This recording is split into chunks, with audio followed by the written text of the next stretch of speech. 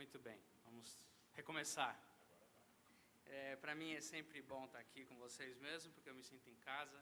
Já conheço tanta gente aqui desde a primeira vez que eu vim. E a gente fala, né, que lá em São Paulo, onde eu estou, eu falo que eu sou o membro mais distante da CV. Acho que de todo mundo eu que estou mais longe, né? Daqui. Estamos ali. O pastor Alisson também está bem distante aqui da CV. Mas eu estou em São Paulo, acho que eu estou um pouco mais distante. Um pouquinho. Mas eu sempre me sinto em casa aqui, é sempre bom acompanhar as notícias, rever a turma e estar aqui com vocês. E a Raquel veio comigo, a minha esposa, que está aqui na terceira fileira. Ela pode ficar em pé para os irmãos saberem. Eu permito ela ficar em pé para vocês verem. E o Felipe, o meu filho não pôde vir, ficou estudando. Alguém tem que levar a sério essa vida urbana de estudo, então ele está lá. E a gente veio para trabalhar essa semana aqui também na conferência lá com os ribeirinhos. E isso é muito bacana. É a segunda vez que eu venho para a conferência e foi muito bom no ano passado. E é bom estar aqui esse ano de novo.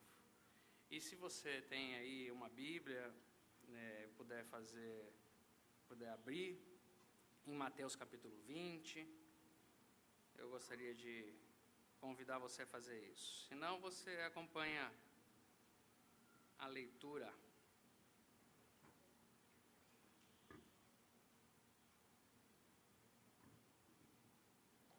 Mateus capítulo 20, versículo 1.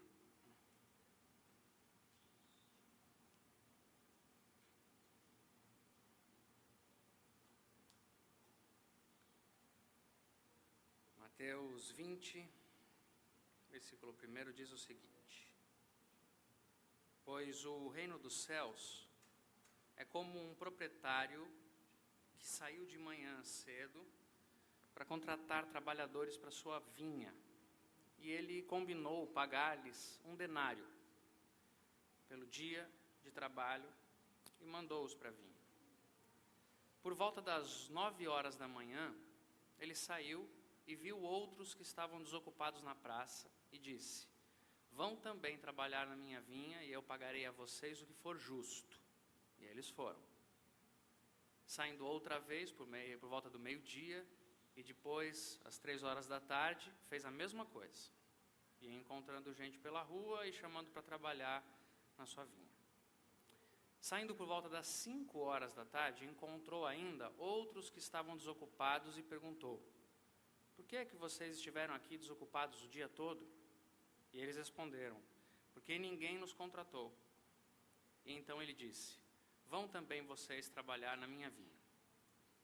Ao final do dia, ao cair da tarde, o dono da vinha disse ao seu administrador: Chame todos os trabalhadores e pague-lhes o salário, começando com os últimos contratados e terminando nos primeiros. Vieram então os trabalhadores contratados, aqueles que foram contratados por volta das 5 horas, e cada um recebeu 1 denário. Quando vieram os que tinham sido contratados primeiro, esperavam receber mais. Mas cada um deles também recebeu 1 denário. Quando o receberam, começaram a se queixar do proprietário da vinha, dizendo: Esses homens contratados por último trabalharam apenas 1 hora, e o Senhor os igualou a nós, que suportamos o peso do trabalho e o calor do dia. Mas ele então respondeu: Amigo, eu não estou sendo injusto com você. Você não concordou em trabalhar por 1 denário? Receba o que é seu e vá. Eu quero dar ao que foi contratado por último o mesmo que dei a você. Eu não tenho o direito de fazer o que eu quero com o meu dinheiro? Ou você está com inveja porque eu sou generoso? Deste modo, os últimos serão os primeiros e os primeiros serão últimos. Vamos orar? Senhor, eu peço que o Senhor fale conosco mais uma vez essa manhã e que a sua palavra encontre o ambiente certo dentro do nosso coração. É o Senhor quem nos conhece aqui, o Senhor conhece nossas motivações, nossa intenção. Eu peço então que a sua palavra trabalhe livremente na nossa alma agora. Que o Senhor se encontre com cada um de nós através do seu Evangelho. É isso que eu peço em nome de Jesus. Amém. Nesse texto Jesus começa falando sobre o reino de Deus, e ele faz isso em boa parte das parábolas, das histórias que ele contava. Jesus era um bom contador de histórias, fazia isso muito bem, e ele sempre contava histórias para ensinar algo que havia de muito profundo espiritualmente na relação dos homens com a vida, com Deus, com o mundo, com seus semelhantes. E ele, geralmente, quando vai falar nas parábolas, ele começa falando: no reino de Deus é mais ou menos o seguinte, no reino de Deus acontece desse jeito, o reino de Deus é semelhante a isso. Quando ele faz essa afirmação, ele quer dizer para nós o seguinte: olha, vocês não estão acostumados com o reino de Deus. Vou falar para vocês algo que vocês não estão acostumados a pensar. Eu vou trabalhar agora com categorias que não fazem parte do seu pensamento, não fazem parte da sua tradição, não fazem parte do seu costume, não fazem parte do seu modo de pensar. Existe um esquema de pensamento que eu vou apresentar para você agora nessa história e que você não está acostumado com ele. Só que ele está falando para gente que é religiosa, gente que está acostumado com a tradição do povo de Israel, que conhece a lei, que conhece a linguagem, que conhece o discurso, que tem uma familiaridade com o ambiente. É muito interessante, inclusive, que Jesus Cristo tinha uma linguagem muito acessível. Ele não tinha um discurso religioso. Ele falava com as pessoas na linguagem que elas entendiam. Ele tinha essa relação muito tranquila. Então, ele não estava falando de algo que fosse difícil de se entender a partir da linguagem. Era simples. E estava falando para as pessoas que estavam acostumadas com discursos religiosos. Mas ele vai afirmar o seguinte, quando ele fala sobre o reino. Ele vai falar: mesmo vocês acostumados com a tradição religiosa de vocês, mesmo vocês tendo sido criados, tendo nascido e sido criados num ambiente religioso, e mesmo vocês tendo completa condição de entender o meu discurso, porque eu falo numa língua fácil, mesmo assim, o que eu vou falar para vocês agora faz parte de um outro jeito de pensar, entender a vida e olhar para o mundo. Eu vou falar sobre o reino de Deus. E vocês estão acostumados a pensar com o reino que vocês constroem. Então eu vou falar algo para vocês que vai confrontar, vai chocar e vai alterar a maneira como vocês entendem o mundo. A pretensão de Jesus Cristo sempre era causar um incômodo nos seus ouvintes e depois nos primeiros leitores do Novo Testamento, para que as pessoas entendessem que ele não estava falando de alguma mensagem que fosse possível de se entender a partir das categorias humanas. Ele estava falando de algo que nós não estamos acostumados a pensar e a ouvir, porque inverte completamente a nossa lógica.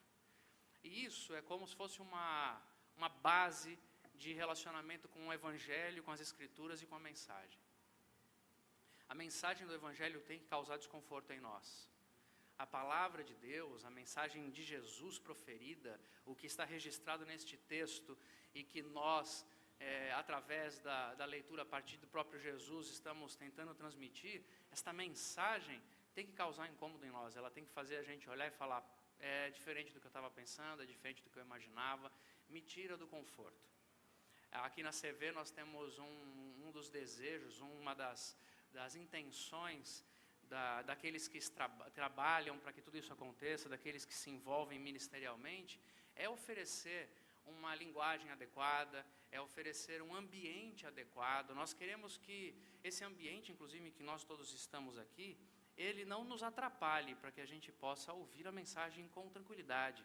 Queremos falar uma linguagem que seja acessível para todo mundo. Isso é o nosso jeito de ser. Queremos oferecer um certo conforto para as pessoas que estejam aqui. Mas não se enganem, que quando esses irmãos abrem a boca aqui para falar do Evangelho, é desconforto que a gente está trazendo. É para mexer com as estruturas da alma. O conforto está só no banco que você está sentado. E por favor não durmam, porque senão eu vou me sentir sozinho aqui. O conforto é só aqui. Porque a mensagem, ela tem que mexer com a gente, com a nossa estrutura. Jesus já começa dizendo isso. No reino de Deus não é assim que funciona. O reino de Deus funciona diferente. E qual é essa diferença que Jesus Cristo vai trazer nesse texto aqui para a gente hoje, que eu espero que a gente seja capaz de discernir em porção aquilo que esse texto traz com uma mensagem tão profunda. É uma história tão simples. Ele conta a história de um homem, um agricultor, um dono de terras, que resolve contratar trabalhadores para trabalhar para ele. E ele sai e contrata os primeiros que ele encontra logo no início da manhã. Vamos imaginar 6 horas da manhã, um horário bom para a gente acordar para carpinar, para trabalhar na terra, não é? Quem quer trabalhar na terra, Deus ajuda quem cedo? Opa, vamos lá, trabalhar. Deus encontrou alguns bem dispostos que queriam encontrar trabalho e o chamou. O dono da vinha os chamou. Vem trabalhar comigo, vamos trabalhar lá. E eu vou pagar vocês um denário, que era um valor de salário de um dia. Valor de salário de um dia. Quanto é o valor de um salário para trabalhar no campo por dia? Era esse o valor que ele deu. Aquele dia era uma moeda de prata que era considerada, chamada de denário, que era um bom salário para um dia de trabalho. Pronto, eu vou convidar você para trabalhar, vou te contratar para trabalhar na minha vinha e vou pagar o que geralmente se paga, um salário. Você trabalhou, você vai receber.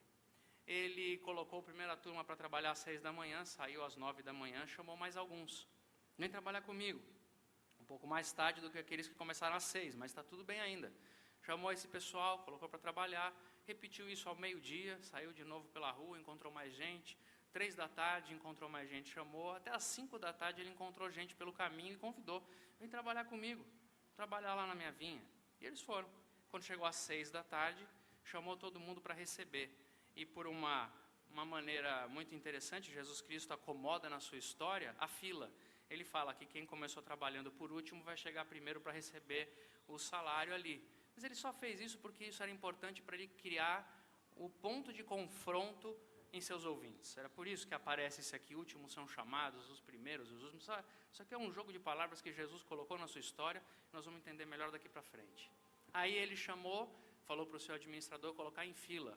A turma que começou a trabalhar só às 5 horas, coloca lá em primeiro lugar. O pessoal que começou a trabalhar às 6 da manhã, mais cansado, obviamente, mais dedicado, estava lá também na fila. Ele chamou o pessoal das 5 horas e falou, um denário para vocês, obrigado por trabalharem. O pessoal lá de trás, das 6 horas da manhã, pensou, né? Aquele pessoal pensou, bom, se esse pessoal que começou a trabalhar agora, 1 hora, ganhou um denário, uns 3 para a gente, pelo menos. Pelo menos. E foi chamando um por um, chegou nessa turma das 6 horas da manhã, depois de 12 horas de trabalho, e deu quanto? Um denário. O que ele causou na fila? O primeiro sindicato de Cafarnaum foi aberto. Vamos levantar aqui, negócio é esse.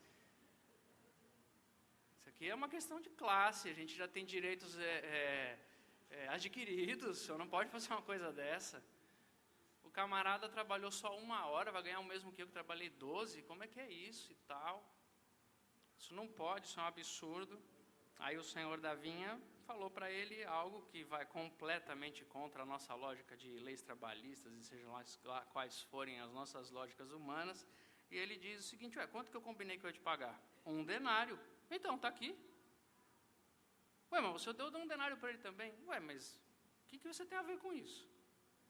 É o meu dinheiro, é o meu campo, eu paguei para você o que eu combinei pagar, eu posso pagar para ele o que eu quiser pagar. Nós estamos falando aqui do meu dinheiro, do meu campo, e por que você está criando essa inveja no seu coração em relação a ele? Porque eu sou generoso, é por isso que você está em crise? E aí Jesus Cristo faz essa afirmação aqui no final da sua história, dizendo, os últimos serão os primeiros e os primeiros serão os últimos. Quando Jesus Cristo está falando aqui, ele está simplesmente reafirmando aquilo que se construiu nessa parábola toda para dizer, são todos iguais, os que chegaram depois, os que chegaram antes, são os mesmos. Os primeiros se tornam últimos, os últimos os primeiros, não existe a fila da lógica com que vocês estão acostumados a pensar. E quando Jesus Cristo conta essa parábola, e já fez isso em outras vezes, em outras ocasiões, o que ele está dizendo, ele está afirmando para aquelas pessoas que estavam acostumadas a pensar com a lógica humana da retribuição justa pelo trabalho prestado, o que Jesus está falando é sobre essa graça assustadoramente imensa, abundante, que vai completamente contra todas as lógicas humanas que a gente constrói. Ele está falando da graça de Deus em salvar e querer salvar quem Ele quer salvar, do jeito que Ele quer salvar, e que as nossas bases de justiça humana não podem alcançar, não conseguem entender.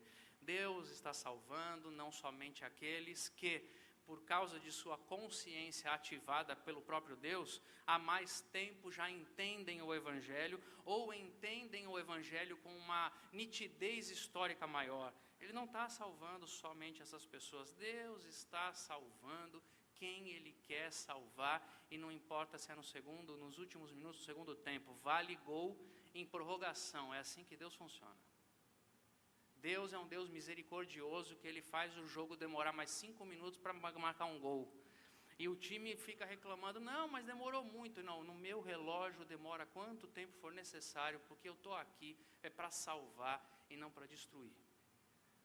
O desejo de Deus e a relação de Deus com a humanidade é uma relação de facilitação para que as pessoas compreendam essa dinâmica de salvação.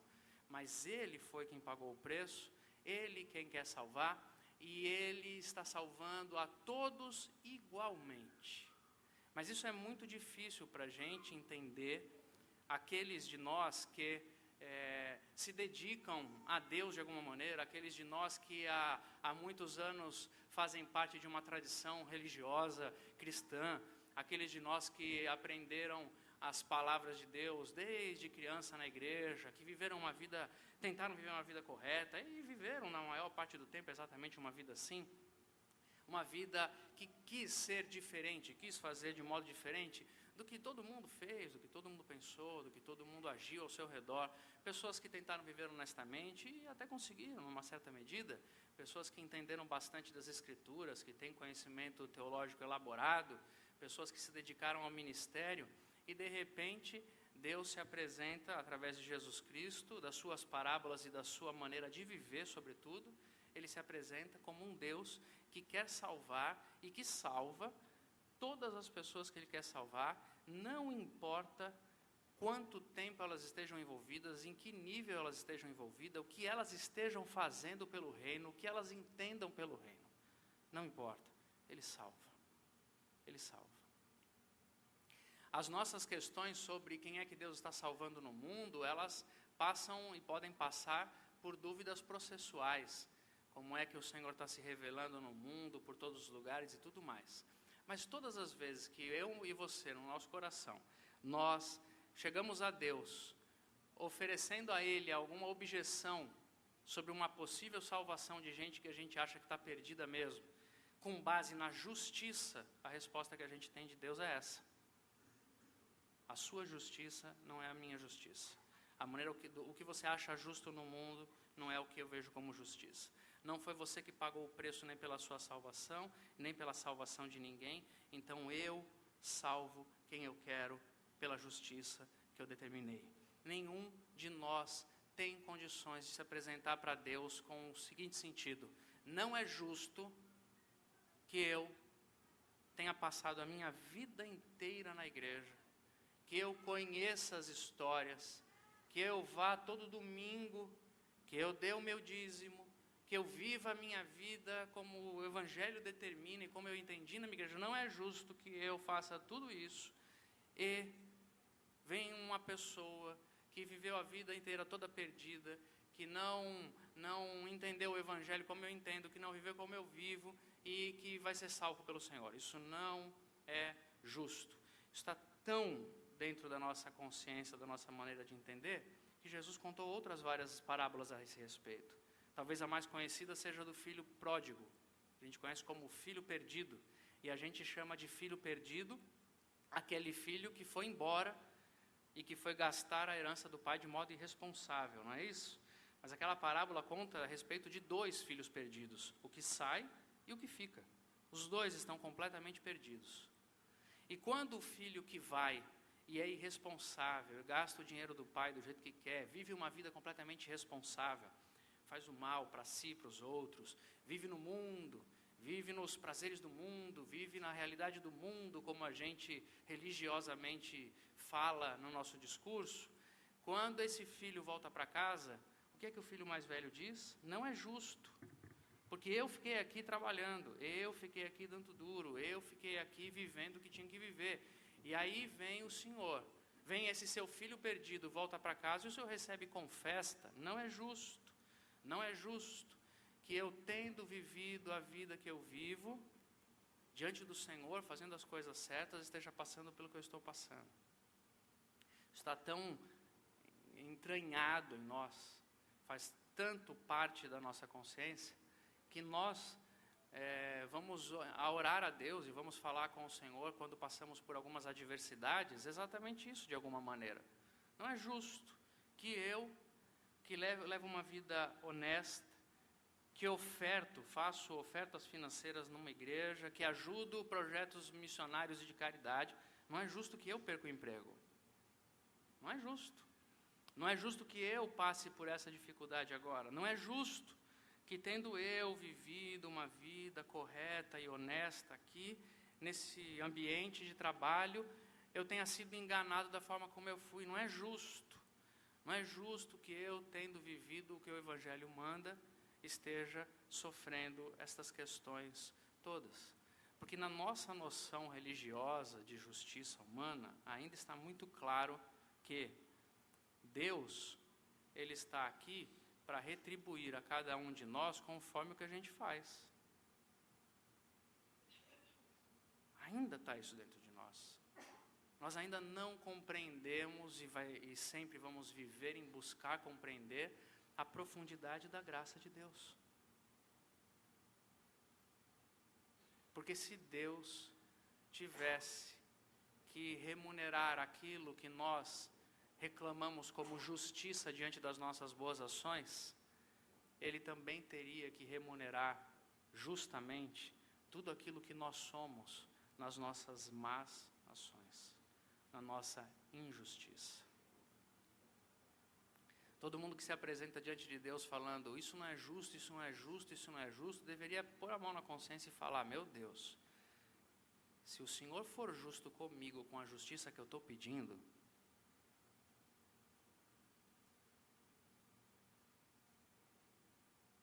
mas tem que ter muita coragem primeiro para assumir uma coisa dessa.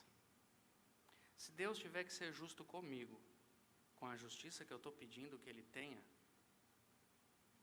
eu não sobrevivo. Eu não sobrevivo. Se não fosse a graça de Deus sobre a minha vida, eu não sobrevivo. Agora, quando a gente não tem essa compreensão da graça, quando a gente não busca essa consciência da graça, a gente vive no alto engano da religião, achando e passando a vida inteira achando que tem em si mesmo motivos que banque a própria vida diante de Deus, e que isso então nos dá condições de nos aproximarmos dele, dizendo, não é justo que eu, que faço o que tenho que fazer de certo, esteja no mínimo igualado àqueles que vivem uma vida tão errada e que o Senhor também quer salvar. Isso não é justo. A gente vive com esse paradoxo, esse dilema aí, até que a gente se deixa conduzir pela graça de Deus e pelo Evangelho da graça de Deus, que acaba com todo o esquema e estrutura de justiça humana. Não existe mais isso que nós estamos acostumados. O que existe é a graça de Deus, que fez justiça através de Jesus Cristo, que pagou todo o preço justo do universo. Não é que a graça de Deus é alguma coisa barata. Aliás, a gente está acostumado a imaginar que o que é de graça não teve custo. Você ganhou alguma coisa, estou te dando, você não precisa pagar. Tá bom, Winston? Eu vou te dar isso aqui, você não precisa pagar.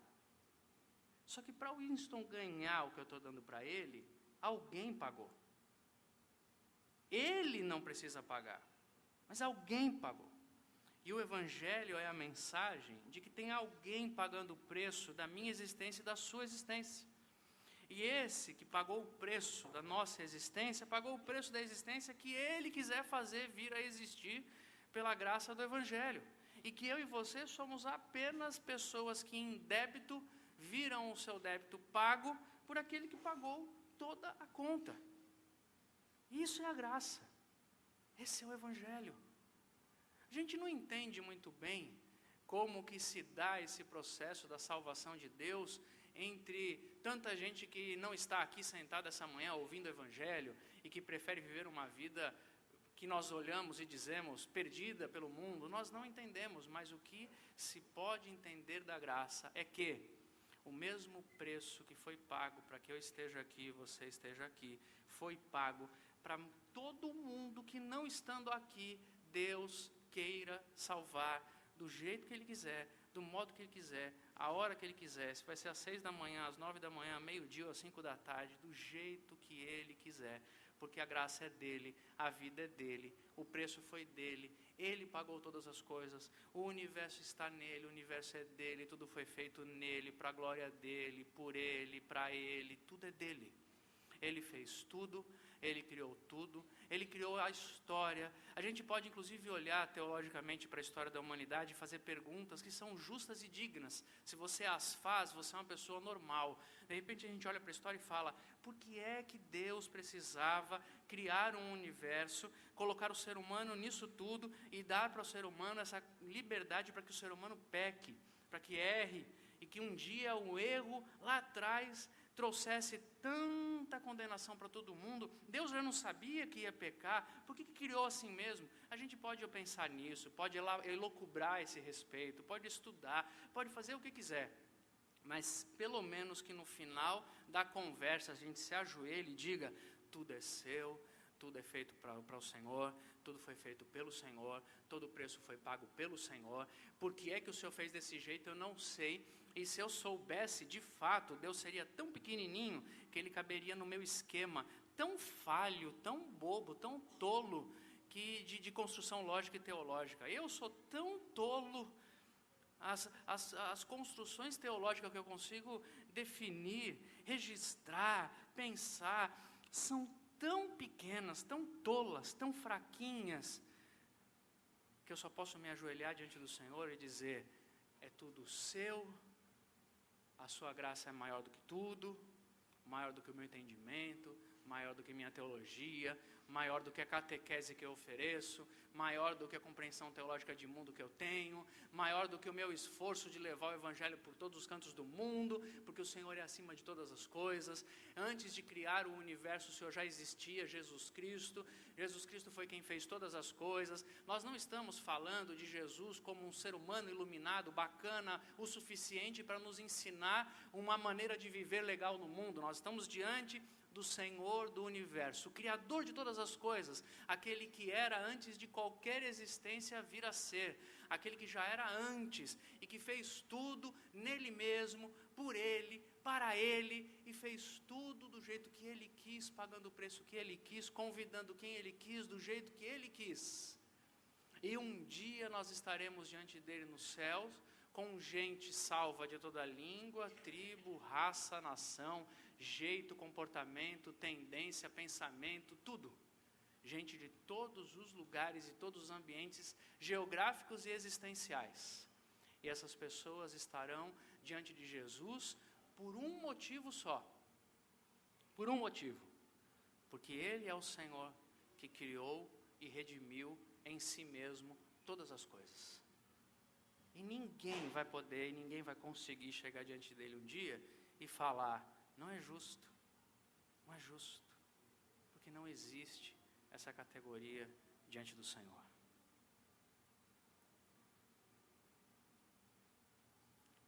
E o que é tão extraordinário nesse texto e na maneira como Jesus apresenta esta questão da escolha divina e da salvação aos homens, é que eu e você, quando lemos esse texto, porque estamos tão amarrados na nossa lógica humana, nós vamos naturalmente reagir como aqueles camaradas que chegaram no final do dia, dizendo, não é justo eu ficar aqui o dia inteiro e receber o mesmo que aquele camarada que chegou no final do dia. Não é justo. Assim como o filho mais velho virou-se para o pai, na história do filho pródigo, né? Ele falou para o pai assim, não é justo que eu fiquei com o Senhor, trabalhando para o Senhor, e esse seu filho foi embora, voltou e ganhou festa. Não é justo. Não é justo. Não é justo que eu tenha me sacrificado por fazer parte de um novo jeito de viver a vida e de repente alguém que não sacrificou também é salvo. Imagina você foi lá, você passou a vida inteira levando honestamente a sua vida. não se corrompeu, não enganou ninguém, está lá. Você não mentiu, viveu uma vida bacana, mas não mentiu, não enganou, não roubou, e de repente você encontra um amigo seu que foi pilantra a vida inteira, que te enganou num negócio um dia. Tem coisa pior na vida do que essa? Lá em algum momento da sua vida você foi enganado nos negócios, alguém passou a perna em você, você segurou as pontas por vontade de Deus, por desejo de viver o que o Senhor quer, pediu a ajuda do pastor, orou, chorou com a família, sei lá, orou, falou para Deus, eu vou segurar firme, que coisa maravilhosa, dá testemunho, levou. Depois de alguns anos você encontra esse camarada, ele tem um carro melhor que o seu, um apartamento melhor que o seu, não foi pego. É justo? Não é justo uma coisa dessa. Não é justo que a vida seja assim. Você foi, passou a vida, olha que coisa, como a vida é terrível. Você passa a vida inteira levando uma vida bacana, é fiel no seu casamento, levou a vida certinha, viveu uma vida casta, viveu uma vida correta, cuidou dos filhos, cuidou da esposa, vive bastante tempo na sua vida, não tem vícios, cuida bem do seu corpo, da sua alimentação. Um determinado dia bate à sua porta uma doença daquelas terríveis, que algumas pessoas dizem que a tal dessa doença, qualquer uma delas, tem uma relação direta com uma alimentação ruim, um vício ruim, um comportamento perigoso. Você nunca teve. Aí de repente você ouve a história de gente que passou a vida inteira na orgia, no vício, perdida, e que morre com 110 anos sem precisar usar óculos. Você fala, não está certo. Eu vivi a vida inteira comendo alface, cenoura ralada. Cenoura faz bem para a vista, não é? Passei a vida inteira comendo brócolis, Senhor. Uma alimentação corretíssima, agora eu estou com essa doença. E aquele camarada bebia, fumava a vida inteira, olha ali, cheio de saúde. Não é justo esse tipo de coisa, porque a nossa lógica trabalha, nós fomos aprendidos religiosamente, porque é assim que a nossa mente já acostumada a pensar. Nós estamos acostumados a pensar que nós estamos nesta vida aqui, assumindo sacrifícios para colher alguma coisa lá na frente. Ou você, por exemplo, está fazendo uma vida de sacrifício religioso extremo para ir para o céu, porque te ensinaram que você tem que fazer tudo direitinho aqui para você ir para o céu um dia. Pensou, cara, você deixou de pular carnaval, vida inteira, porque disseram para você que você ia para o inferno se você fosse atrás do bloco. Aí quando você chegar lá no céu, no corredor, na fila, tem um carnavalesco mais famoso de Manaus, na mesma fila com você. Você fala, agora que vai ser, agora chegou meu dia. Chegou meu dia. Aí você chega lá na fila, aparece lá na lista o seu nome e o nome dele. Vocês vão ser vizinhos no céu. Ué? E cuidado, se você reclamar, pode ser que quem reclame é que saia. Com esse detalhe. Não é justo, porque nos ensinaram. Eu me lembro quando eu tinha 10, 11 anos de idade, eu decidi que eu ia me batizar. Falei que no meu coração, eu quero me batizar e tudo. Aí o pai de um dos meninos da minha idade, um senhor, um diácono da igreja, virou-se para mim no carro e disse solenemente o seguinte: filho, não se batiza não. Ele falou assim para mim, sabe por quê? Você tem a juventude inteira pela frente. Se você se batizar agora, você não vai poder fazer um monte de coisa da juventude. Não estou brincando, eu ouvi isso quando eu tinha 11 anos de idade. Vai lá aproveitar a vida. Depois, no final da juventude, você se batiza. Quando estiver prestes a casar, você se batiza. Mas agora, aproveita a sua vida. Olha isso. Porque lá no fundo, nós temos a seguinte compreensão a respeito do que está acontecendo ao nosso redor. Eu estou fazendo sacrifícios por Deus, pela igreja e pela religião. Ser evangélico é uma religião de não pode. Quanto mais não podes você acumula, mais estrelas no céu você terá. Não pode. E eu estou fazendo tudo isso porque Deus vai me honrar lá na frente. Aleluia. vai honrar a minha vida. É gente assim que vai levar um susto muito grande quando chegar no final da fila e Deus vai pagar a mesma coisa. Quer a graça? É para todo mundo. Não quer, você pode pegar a fila que desce. Porque aqui é só graça que tem. Todo mundo vai do mesmo jeito. É a mesma coisa. Não é justo. Eu passei a vida inteira fazendo esse sacrifício. É ali que Jesus quer nos pegar no texto. Então, trabalhar para mim não foi para você uma vida de significado e sentido, mas foi um sacrifício pesado demais. Filho, olha o que o pai fala para o filho mais velho que reclamou do filho mais novo. Filho, você está sempre comigo. Tudo que é meu é... Você podia matar carneiro, fazer churrasco todo final de semana. Não fez porque não quis. Sabe por que o filho mais velho está perdido, mais perdido do que o filho mais novo? É porque o filho mais velho, com a sua mente religiosa, se perde de Deus na presença de Deus. E não existe pior lugar para se perder do que na igreja, do que na religião. É quando a gente se acostuma com Deus e perde Deus de vista. É quando a gente se acostuma com o discurso e perde a condição de encontrar significado nas palavras. Por quê? A graça de Deus que nos alcança às 6 da manhã e faz a gente passar a vida com Ele, desde criança, desde adolescente, é a graça de Deus que toca no nosso coração e diz, como é bom viver com Deus a vida inteira, e como eu queria que todo mundo que estiver aqui, em todos os lugares, desfrute de Deus o maior tempo possível na sua vida. O maior tempo possível, porque viver com o Pai, morar com o Pai, trabalhar para este dono da vinha é o que traz significado para a vida, é muito bom. Sabe por que eu prego o Evangelho? Não é porque eu acho que se eu não pregar, vai um monte de gente para o inferno e só eu para o céu que estou sabendo. Aí eu vou chegar lá no céu na fila dos desesperados que têm o sangue na mão daqueles que se perdem. Nós vamos fazer uma filinha lá, chorar um pouco. Jesus, me perdoa porque eu não preguei. Um monte de gente foi para o inferno por minha causa. Rapaz, você acha que você é tão grande que você acha que você está mandando gente para o inferno. Sabe por que eu prego o Evangelho?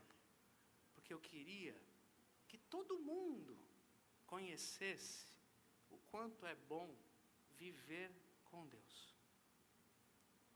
Agora, não é o que vai acontecer depois para eu receber como pagamento, porque o pagamento de viver com Deus é viver com Deus. Viver com Deus.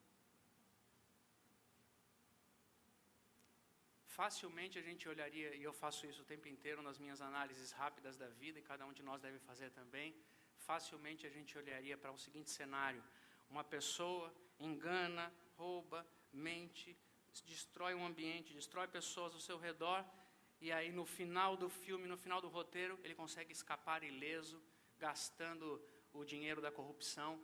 Facilmente a gente diria, se deu bem, ninguém pegou. Ele está no inferno. Está contando dinheiro sentado numa rocha de lama, de enxofre, de maldade, de pecado, de destruição. Ele está longe do Pai. Ele está vivendo no inferno. Ele não se deu bem. Essa é a questão que a gente precisa entender. Quando Jesus Cristo começa contando a parábola dele, ele fala assim: havia um dono de uma vinha e ele foi contratar trabalhadores para sua vinha.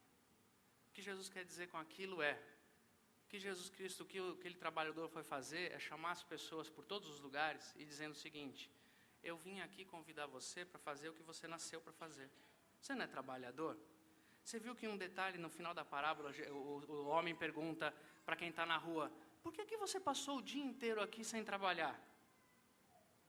Por que você passou tanto tempo na sua vida vivendo para o que você não foi chamado? Eu vim aqui chamar você para viver para o que você foi chamado.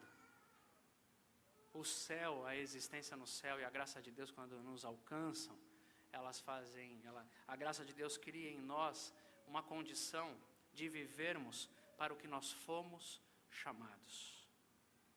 A nossa maneira de ver o mundo, a nossa justiça é tão falha que a gente vê assim um ser humano que rouba, mente, engana e acha que ele está se dando bem se ele não foi pego e não foi preso. Mas de acordo com o reino de Deus e com o Evangelho, um ser humano que mata, rouba, mente, engana, ele não está funcionando, ele não está vivendo para o que ele foi chamado para viver como ser humano. Um ser humano que destrói seu corpo, suas amizades, suas relações, que é infiel. Um ser humano que rouba, mata e destrói, não é um ser humano que funciona e vive para o que nasceu para viver, para o que nasceu para funcionar. É por isso que nós pregamos o Evangelho. E é por isso que nós não nos indignamos com a maneira como Deus quer salvar, quem Ele quer salvar. Porque nós estamos aqui para anunciar em todos os lugares, por onde a gente passar, por onde essa igreja for, por onde cada um de nós estiver trilhando, nós estamos aqui para anunciar que existe um Deus bondoso, generoso, que não importa em que momento da vida, em que estágio da vida, em que compreensão que haja na vida, está convidando todo mundo para ser o que tem que ser, para viver conforme tem que viver. Porque nós, os que entendemos a graça, os que fomos visitados pela graça de Deus, sabemos que não é justo ninguém ser salvo. Ele salvou porque Ele quis, pela graça dEle, porque Ele pagou o preço. Nós, os que fomos alcançados pela graça, nós não estamos aqui olhando para a nossa vida e dizendo: eu estou fazendo um sacrifício todo domingo para ganhar alguma coisa de Deus no futuro. Nós estamos aqui como quem diz: é muito bom estar com o Senhor. E é por isso que nós pregamos o Evangelho. Não porque se nós não pregarmos, Deus vai mandar todo mundo para o inferno e se nós vamos para os céus. Mas porque nós estamos querendo avisar todas as pessoas que é muito bom viver com o Pai. Muito bom viver com o Pai. O nosso incômodo com aqueles que não professam a nossa religião é um problema do nosso coração que não conhece a graça.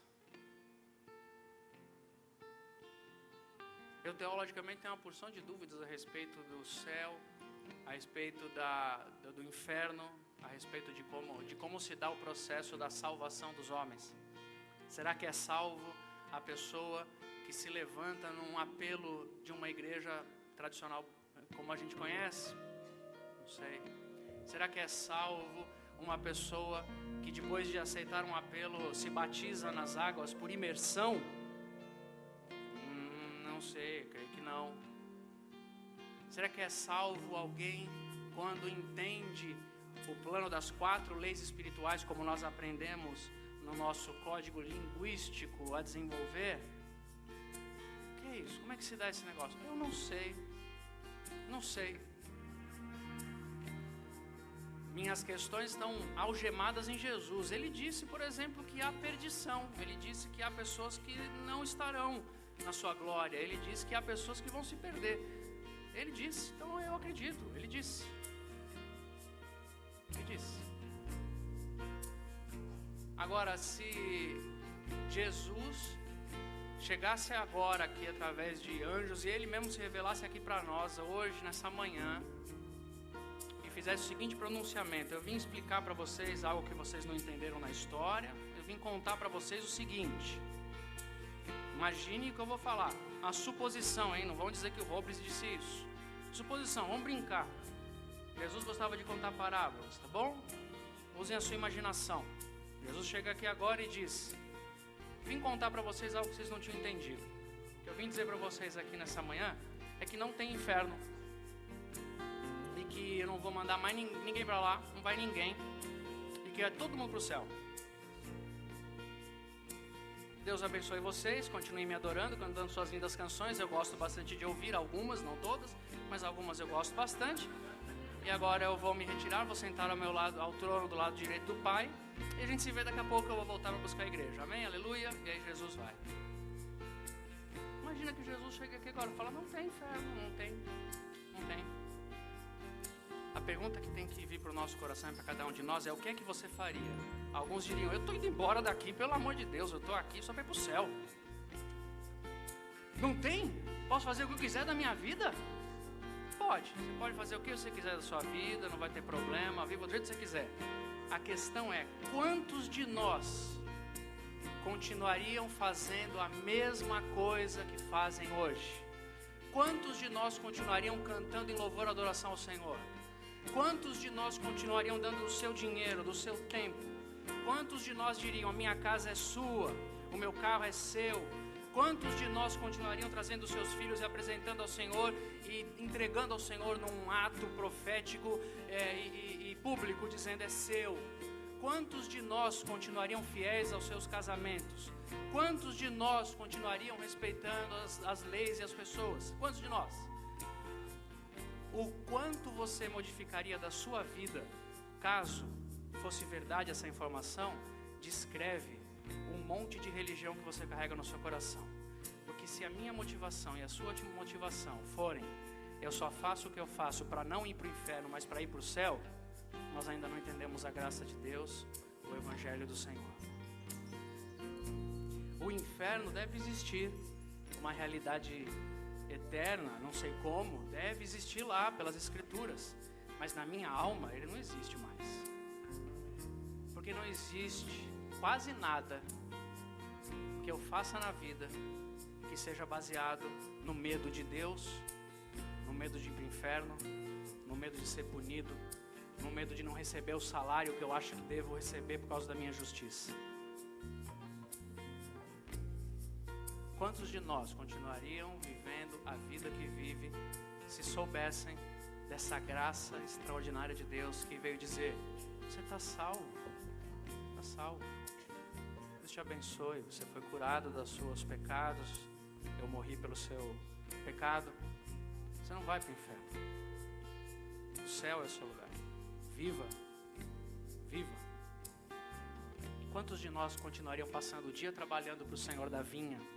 Quantos de nós continuariam sentados na varanda do lado do Pai dizendo, é bom estar com o Senhor aqui? Quantos de nós? Para terminar, eu me lembro do apóstolo Pedro ao lado de Jesus, num dia em que Jesus faz um discurso para os religiosos que estavam andando por perto dele e que estavam lá somente para ganhar alguma coisa de Jesus. Eles estavam exatamente para comer do pão que Jesus havia multiplicado no dia anterior. Aí Jesus chega para esse pessoal todo e diz, vocês estão me seguindo porque vocês querem comer pãozinho. Vocês não entenderam que eu sou o pão da vida. Eu não sou padeiro, não vou fazer pão para vocês aqui hoje de novo. Eu sou o pão da vida, venham a mim para se alimentar e encontrarem vida. Eu não vou fazer nada por vocês, disse Jesus. Quando Jesus terminou esse discurso, a multidão começou a ir embora. Ué, então não é? Para que eu vou seguir Deus se eu não vou ganhar nada com isso? Que vantagem Maria leva? Se eu vou na igreja e o meu vizinho também prospera, ué, o que eu estou fazendo aqui então? Jesus deixou a multidão embora, o apóstolo Pedro chegou perto dele e falou, Jesus, o seu discurso é muito duro, não é confortável.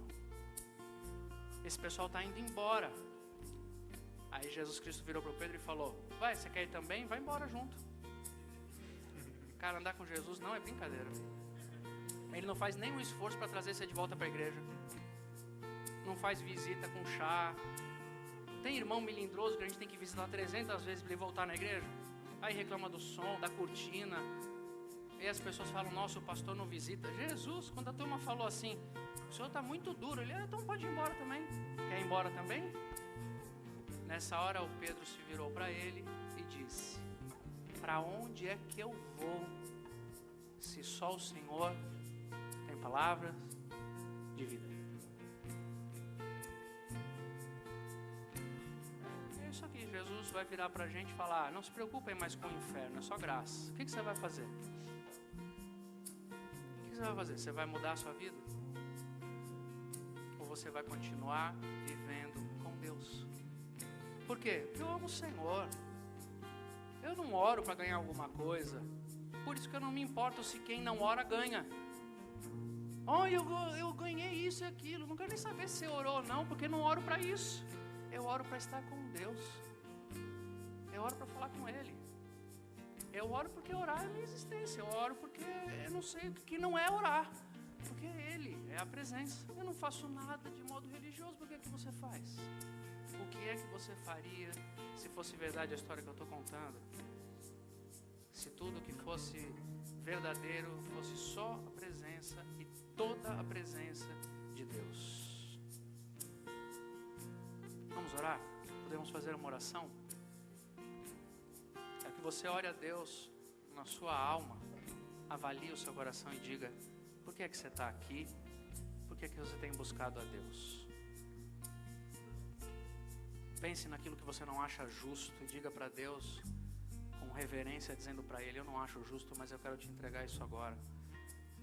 Porque se o Senhor fosse ser justo como eu quero que o Senhor seja, eu estava perdido. Avalie sua vida. Tem alguém na sua história que você gostaria que Deus tratasse com aquela justiça implacável? Então olhe para você mesmo e imagine Deus tratando você com a mesma justiça implacável.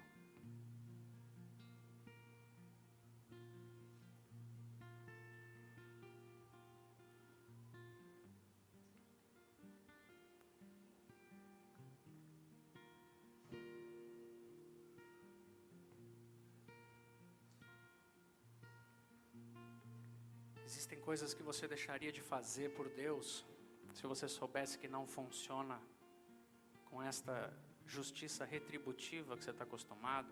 Ou seja, se eu disser para você que quem não dá o dízimo também vai receber de Deus a graça do pão, a mesa farta e o trabalho honesto para poder trabalhar. Se eu disser para você que o sol nasce não somente para justos que trazem o seu dinheiro na igreja, mas também nasce para injustos que não ajudam ninguém. Se eu disser para você que essa justiça que você conhece não existe, você vai continuar ajudando financeiramente pessoas, vai continuar contribuindo financeiramente com a comunidade que você chama de igreja?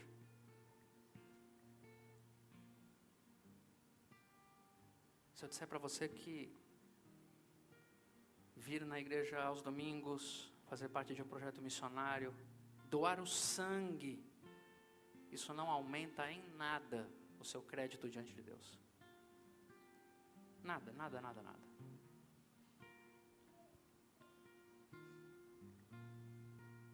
Você só vai achar injusto ou você vai render o seu coração a Deus dizendo: eu vou continuar fazendo as mesmas coisas porque eu quero fazer por amor e não como troca.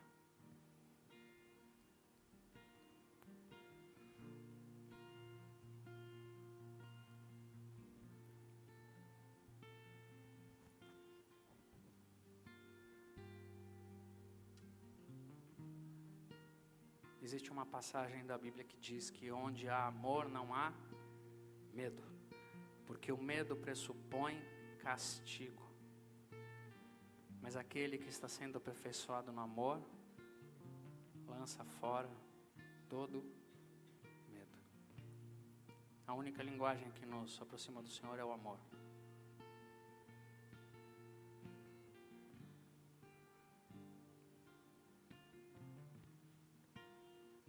Você pode olhar para a sua vida agora em oração ao Senhor e dizer para Ele: Senhor, eu estou cantando porque eu te amo. Eu quero dar do meu dinheiro porque eu te amo. Mesmo que ninguém repare no que eu faço, mesmo que ninguém me ache melhor pelo que eu faço. E eu não quero nem saber se aqueles que não fazem nada também vão receber do Senhor esse amor, porque eu te amo. E é isso que me importa. A pessoa, você poder fazer a seguinte oração: Senhor, eu queria que todo mundo fosse salvo, porque eu sei que o Senhor também queria.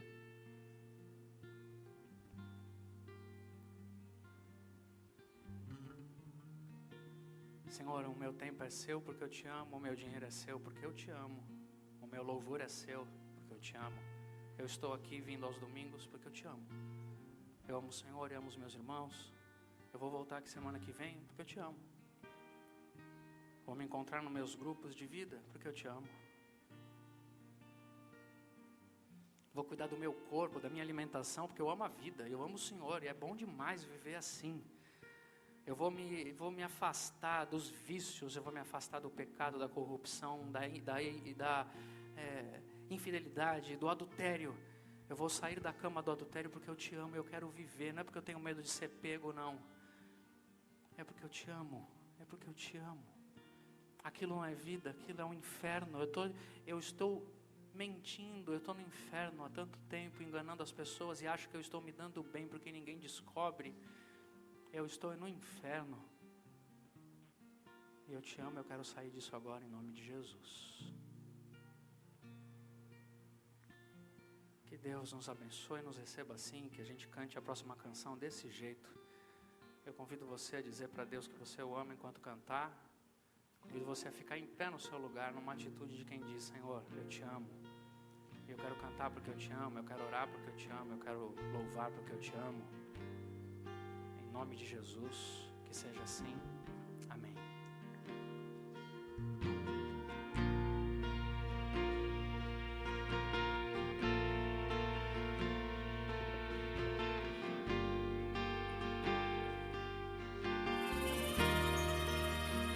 O que tenho a não ser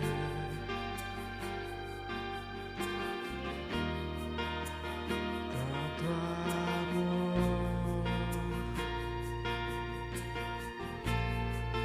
em teu olhar,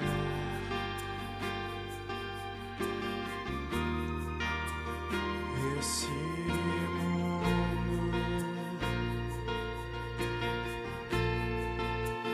vai passar,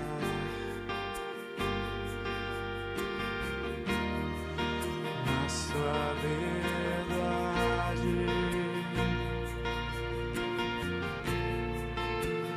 ficará.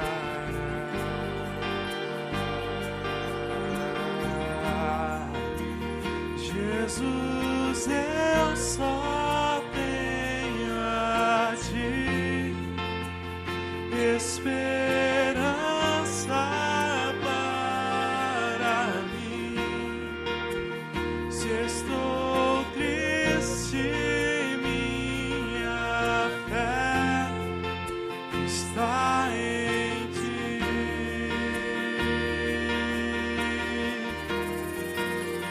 Tua mão sustenta o céu e sustenta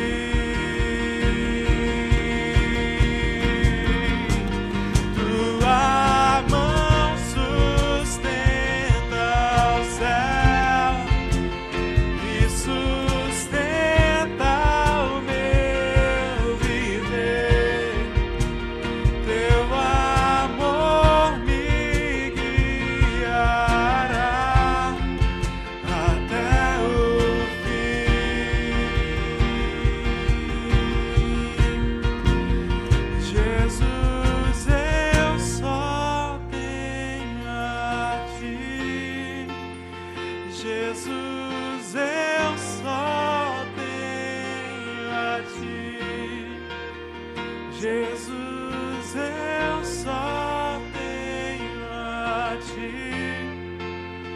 Jesus, eu só tenho a ti.